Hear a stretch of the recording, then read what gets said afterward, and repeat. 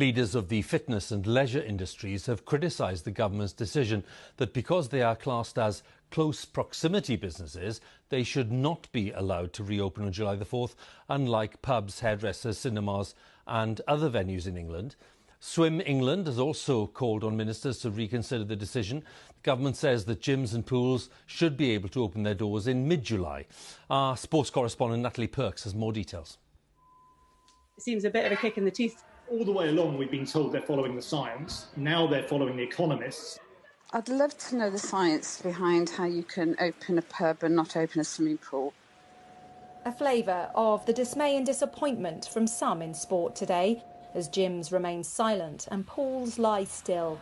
It is Adam Peaty's world record. Come on, Adam Peaty. Olympic champion Adam Peaty tweeted his anger at pubs being opened before pools, and tonight he told the BBC there's been a lack of clarity from the government.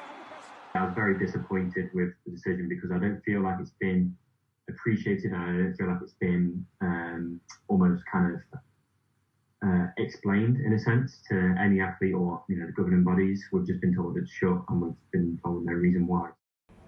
Of course, it's not just swimming that's been affected by these delays. There are around 7,000 leisure facilities across the whole of the UK, and it's estimated it's worth around £7.7 billion every year to the economy. Now, in addition, the wider physical activity sector employs around 400,000 people, and it's estimated up to 100,000 of them could lose their jobs, with 2,800 leisure facilities closing down, all because of this crisis.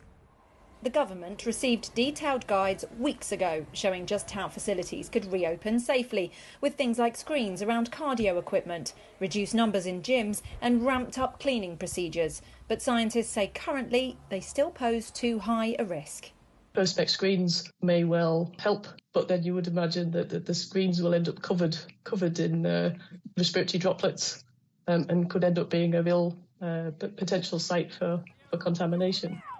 There are those who rely on indoor facilities like wheelchair rugby players. Children are missing out on sports clubs, particularly with school PE off the cards for most. And with obesity one of the major causes of deaths from COVID-19, some feel the government's priorities are all wrong. Everybody's desperate for a pint, right? But the reality is that this is a health crisis. And the best way to address a health crisis is by getting one of the key sectors who can combat COVID-19 and support the rehabilitation from COVID-19 up and running. The government says the aim is to start reopening indoor leisure facilities from mid-July, but one thing is certain, the long-term future of public leisure will need help way beyond that. Natalie Perks, BBC News.